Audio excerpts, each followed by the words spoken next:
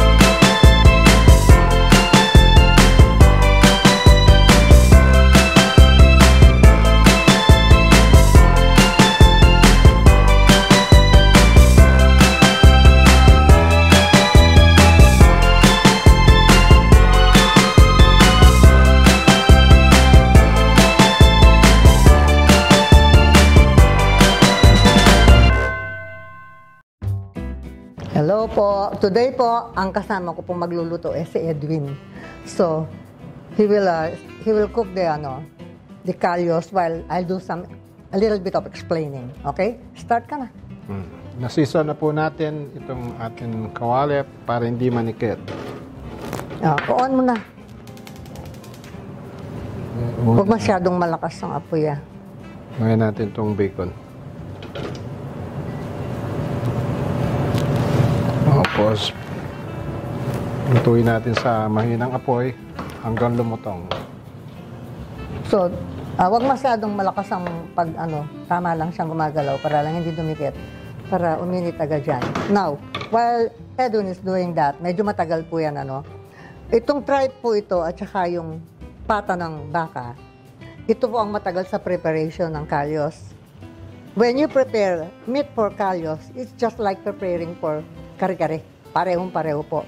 You can use tripe, you can use pata ng baka at saka yung ox, yung buntot niya. Now, yung tripe po, maswerte tayo ngayon, yung mga nagluluto ngayon, because we can buy this in supermarkets na medyo malinis na po.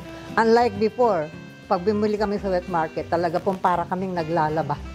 Tuwalya nga ang tawag dyan So, lahat na ng klaseng baking soda, minsan may kalamansi pa yung iba, nilalamas namin mabuti so that we can remove the dirt and the smell. And then rinse repeatedly. Now, dito naman po sa pata, yung far, yung parang balahibo ng baka, you have to scrape that off. Kasi, at saka, medyo konting manicure dahil yung kuko nandoon pa. Now, if you're going to use buntot, well, different po ang paglinis, no? Pero sa ngayon, we're just using tripe and yung pata. So, medyo matagal yon. Now, what I do, matagal yung ginagawa ni Edwin. So, continue na naman ako sa pag-explain. I wash the pata, even coming from the supermarket na malinis na, I mash it with coarse salt and then wash. Mga isa 2 beses. After that, I put water in the pot na yung magkakasya. Anyway, there will be a big shrinkage po because matagal natin pakukuluan ito. First boiling, I'll put the tripe. Pagkatapos nun, aantayin ko po siyang kumulo uli. And then, I will throw the water and wash the tripe again. Just the same thing that I do with the pata. So, magkahiwalay po ng kaldero yan. Do not boil them together because they won't get tender at the same time. In fact, even po yung pata ng baka, merong parts yan na mas maunang siyang lalambot kaya doon sa isang parte. So, I do that process maybe about 1, 2, or 3 times. Depende. And I always keep my kaldero open, wala pong takip, para po maalis yung amoy, mag-evaporation.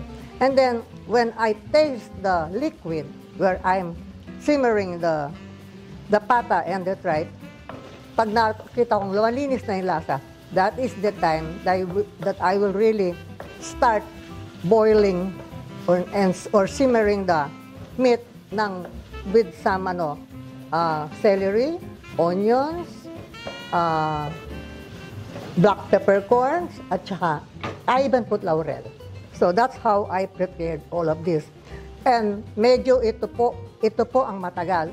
But ang maganda rito, you can prepare this, cut them into pieces, and then put in the freezer. So that by the time you cook, hindi ka masyadong pagod. Kaya ngayon, hindi na mapapagod si Edwin kasi inihanda ko na po ito 2 days ago pa. And then I just kept them in the freezer. Ba't tinatapon mo yung tubig pag... I have to change kasi yung una, may amoy pa yun. Even if it comes clean, it looks clean from supermarkets, I still have to change the water kasi meron pa ring amoy. Hindi ka mukha ng pagka yung malinis na yung karne ng baka, it's inside, doon makukuha. Ito, nasa tabi ng bituka, itong pata, nasa labas yan. Kamukha rin ng yung face ng baka, you have to clean that very well. So, wala pa ba yan? Matagal pa, no? 10 minutes pa. Kaya lang yan, hindi mo pwedeng lakasan yung apoy because baka masunog. You just keep on moving. Moving the bacon hanggang sa lumutong.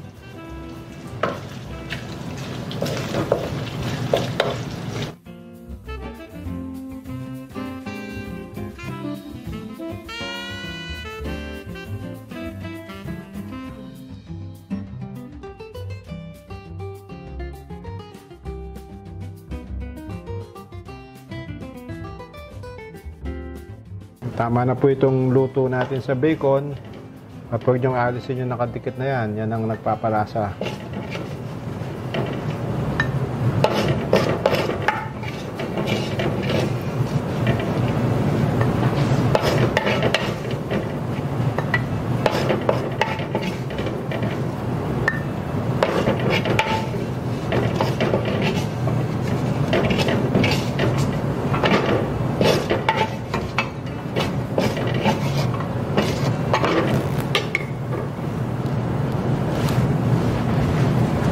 Sunod natin itong bell pepper.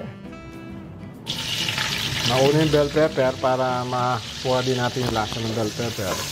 At saka kumintab. Kasi we will use that mamaya pag luto na yung ating kalyos para maganda siyang tingnan. Para hindi siya ma-overcook. Gusto mo na yan? Oo, pagkatama ng balik mo na doon. Ay, yung pinaglagyan niya. Same. Mas alisin din natin. Ngayon, titingnan natin kung nagkukulang ang mantika. We will add some more olive oil. Pero pag enough na po, huwag na kayong mag-add. Meron pa, marami pa. Masarap yan. Ang daming kumatas na ano ng bacon. Na mantika. You can also use ham. Pwede rin yun.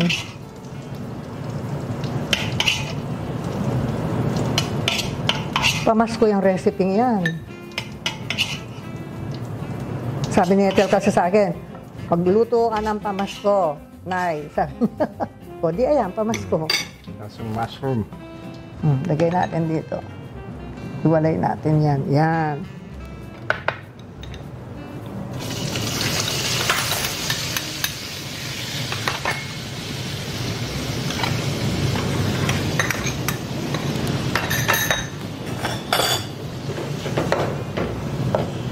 Lakasan mo ng konti yung apoy mo. Lumamig na.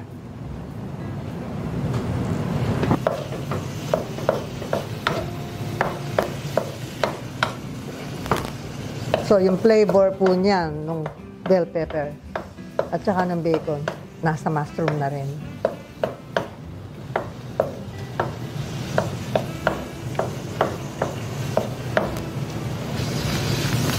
Now, pagka kailangan tayo magdagdag ng mantika, you can use olive oil or pwede kang mag-add nitong galing sa chorizo. Kasi may lasa yan, masarap yan. Okay na yan.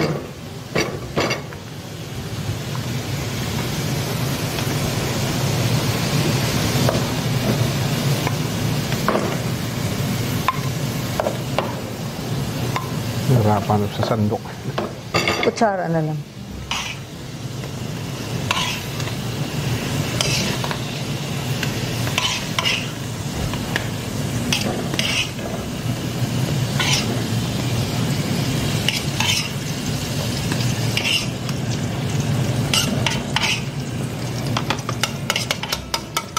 So, yung amount of olive oil, depende po Depende sa kung kailangan lang.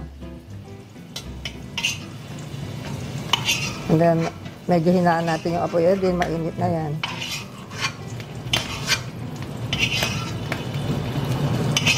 Meron pa?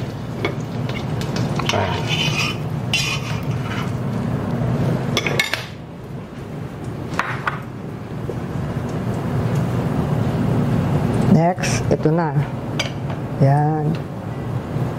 Ito yung chorizo.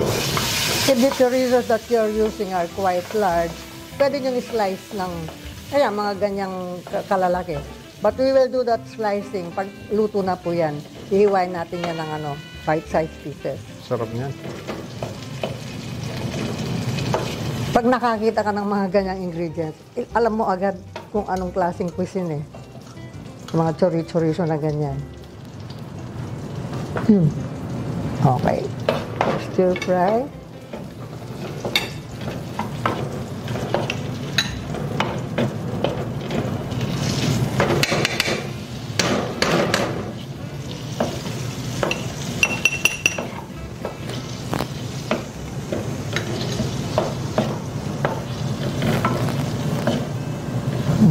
Lakasan mo ng konti. Kailangan medyo tusta-tusta ng konti yan para magbigay din ng masarap na flavor. Namatay. Medium lang. Sige pa, sige pa, sige pa. Okay.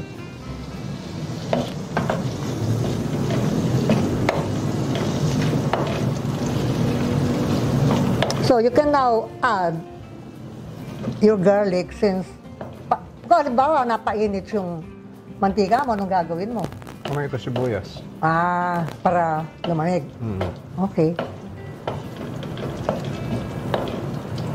So, ngayon, hindi na masyadong mainit yung mantika mo. Although, mas masarap po pag yung onions well sauteed talaga. Unahin na lang natin yun. Unahin mo na lang. Pwede na.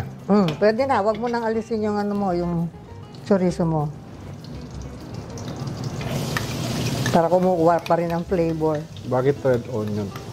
Mas malasa. Mas malasa. Hindi, manamis-namis yan eh.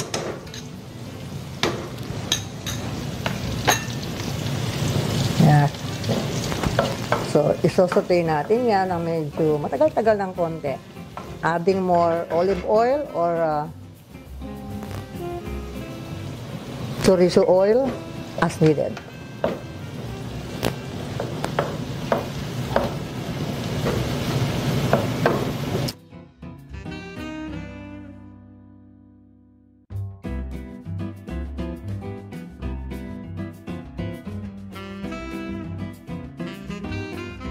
Yan.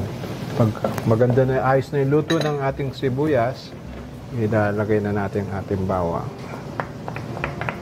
Bawang hindi po ito binabrown. Pinapalabas ng kanyang amoy. Pag mabango na. So, hindi pa natin kailangan ng mantika, ano? Kumakatas pa yung mantika ng ano niya. Chorizo. Chorizo. Yan ang masarap. Yan lahat ng lasa nandyan.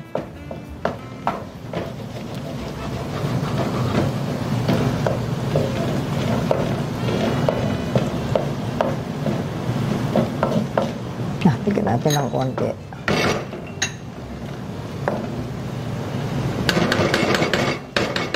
Because we're going to add next. Ano ito, Edwin? Bell pepper. Nag-grill tapos sinap. Chinap. Okay.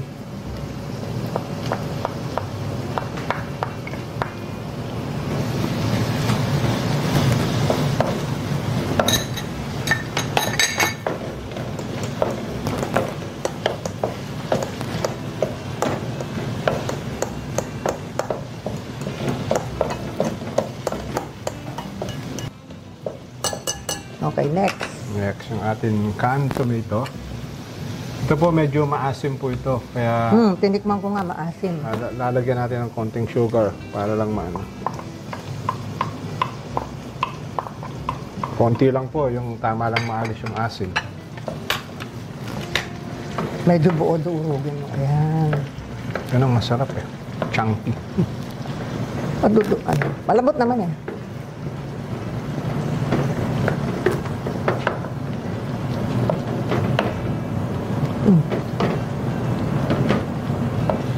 So, ang wag na wag niyong gagawin eh, pag naglagay kayo ng tomato paste o tomato sauce, eh, yung hahaluin nyo ng hahaluin.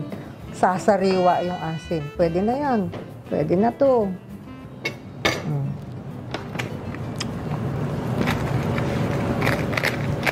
Unahin ko na yung smoke pop. Ito, unahin ko na ito. Mas alin ang mauna dyan. Eh, para kahit di natin haluin. Tama, para hindi nahahaluin mamaya.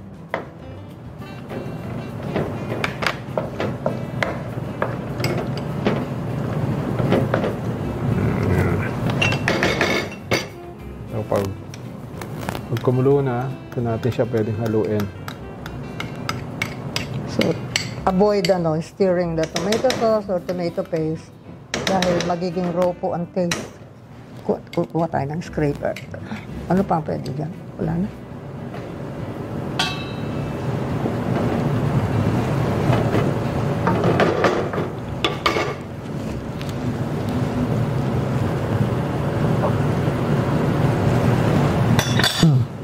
Scrape mo. Kutsara kasi naibigay ko ano yun eh.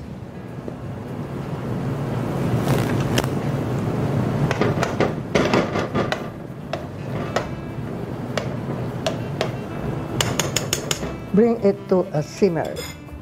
Now we have a little broth that we can add para yan. Para kumulo lang ng gusto yan.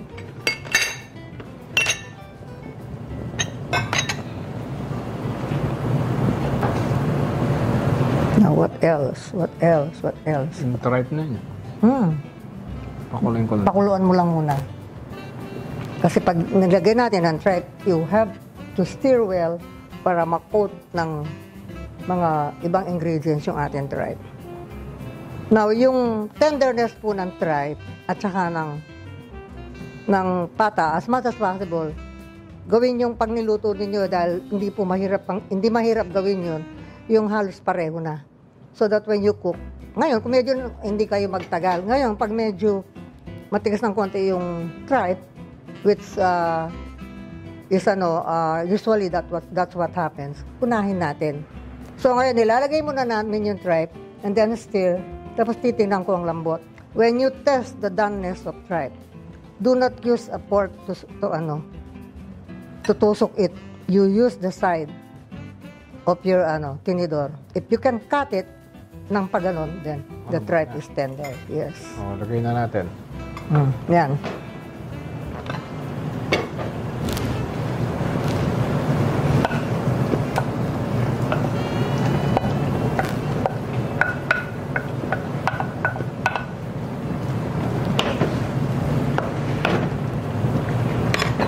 Now, you can use pata broth, or kung ayaw nyo dahil medyo yung pong tawag nun, yung bulalo, nandiyan yan eh. So, ang gagawin, kung yung iba, kung ayaw nyo ng masyadong maraming broth ng pata ang gagamitin, you just add beef bouillon. At saka, you can also use chicken broth. Mas less fatty yun. So, you will have to bring that to a boil. Pagkatapos, dagdagan mo pa. 20 minutes na. Tingnan natin, depende sa lambot ng pata. Ng tripe. Yan. Kukulan natin na huwag natin tatakpan.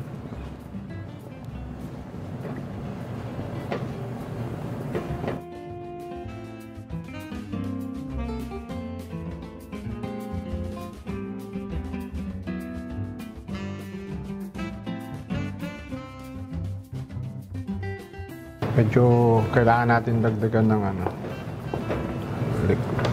So,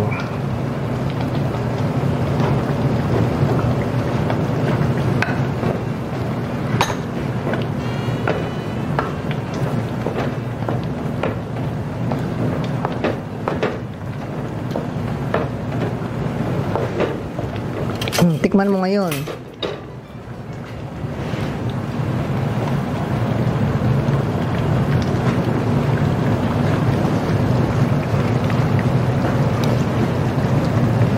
medyo matabang. Ito na lang. Paminta pa. Hindi pa natin nilagyan ng paminta yan. Makalimutan. Natin ng beef broth. Beef cube. Hindi pa natin pwedeng itodong asin yan dahil maalat ang olives. Pag nailagay na yung olives at saka yung pata, saka lang natin pwedeng itodo yung asin yan. Meron pa tayong bacon.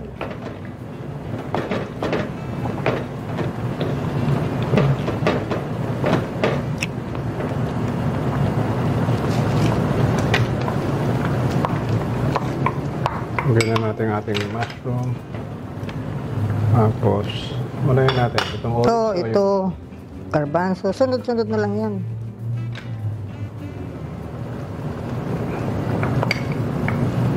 Tapos yung... Bakit green tsaka black pinalo? Ganun eh. Para ibang lasa ng green, ibang lasa ng black. Remember, namana lang natin ito sa ating mga ninunong Kastila. Ano, Ethel?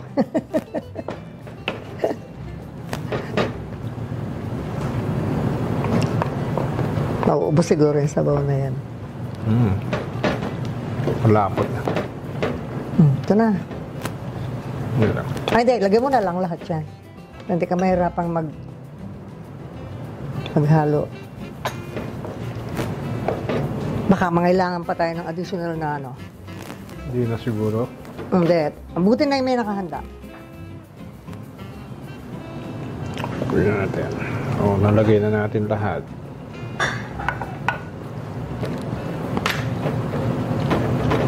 Nilagyan mo na ba ng paminta yan? Hindi pa. Diyan ko Lagyan pa mo na yan. titikman.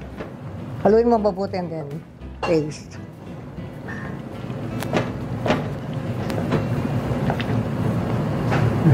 Lagay mo dito, 1/4. Hindi.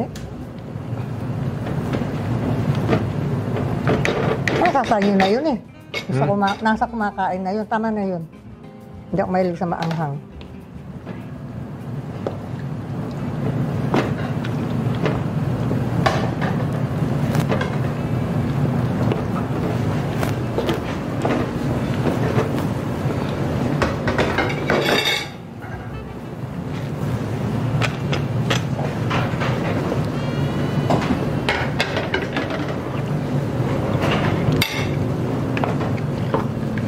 Tingin ko matabang pa yan. Yung konting asin lang. Nalusaw na yun. Nalagay na yung buyon, ano? Sugar. Yung asukal, konti lang. Manamis-namis na yun. What else? Just a little bit. Konti lang. Hindi kailangan. Nung nagisang mabuti yung canned tomatoes, naalis na yung asim niya. Yun ang sikreto doon. Huwag mong hahaluin hanggat hindi kumukulo. Salt. Tama na niya siguro. It's better na medyo matabang ng konti kaysa sumobra sa alat. Although we can still add a little broth, which I think kailangan ng konti. Kailangan ng konti. Oops.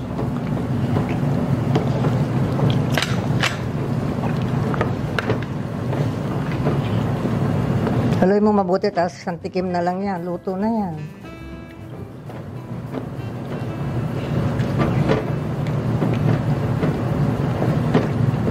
Tingnan. Ang sarap ng lasa.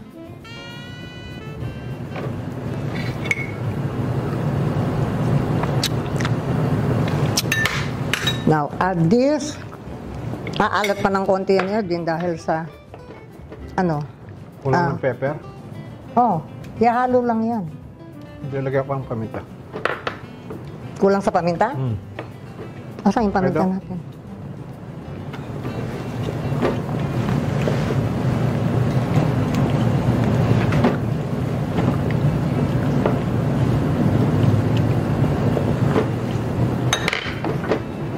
Halo. And then, the bacon.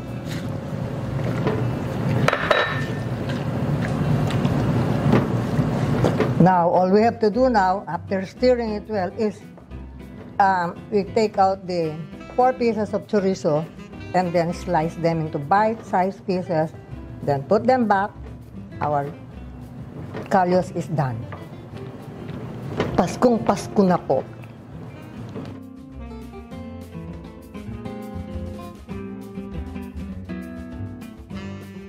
Okay. Ay, slice natin yung mga chorizo ng bite size. Pas lang.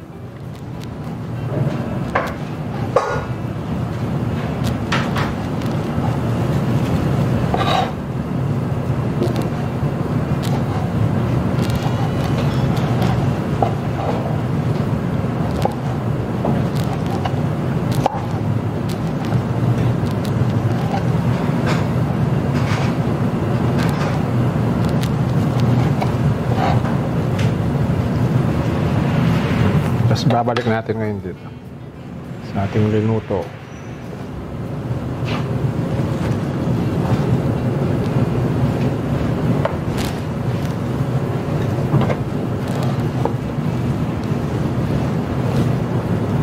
Halo na.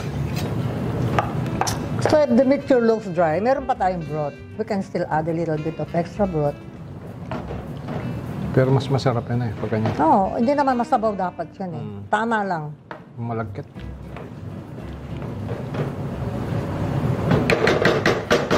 Okay?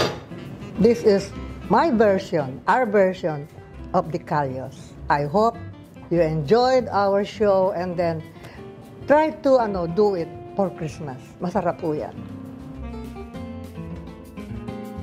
Okay. Nagustuhan po ba ninyo ang demo ni Mrs. G sa kalyos? Ito, ang ating finished product. Ang ganda ng kulay, Paskong Pasko, Nonay. May red, may green, tapos may chorizo. Sabi mo kasi pamasko Ay, talaga naman, di ba? Siyempre, titikman natin ang ating finished product. Hindi na ako titikim, kanina ko pa tinitikman yan. Ako kahit hindi ko kailangan tikman. Titikman niya. Titikman ko. Ito, yung balat nung pata. Yung favorite part ko, yung tripe. Tapos may olives. May, yan, yung olives, may yung garbanzos. Chorizo de yung Bilbao. chorizo. yung, diba, kulay na kulay pa lang. Tapos, of course, the sauce. Ayan. Nagtabi nga ako ng sauce kasi baka mamaya matuyot. Yan, hindi naman. Yan, di yan matutuyot kasi kakainin ko. Masarap to kainin, of course, with, syempre, Pinoy rice, no? Pero, masarap to sa, yung mga tinapay na, yung crusty na tinapay, crusty bread, yung mga, Mga baget. yung mga ganong klase, mga sardo. Tapos, may konting butter. Ang sarap. Tapos pupunasan mo yung bowl yung sauce nung tinapay. Sarap, no? Ayan. Tapos of course, kung tama ang luto, kailangan malambot ang tripe. Ayan.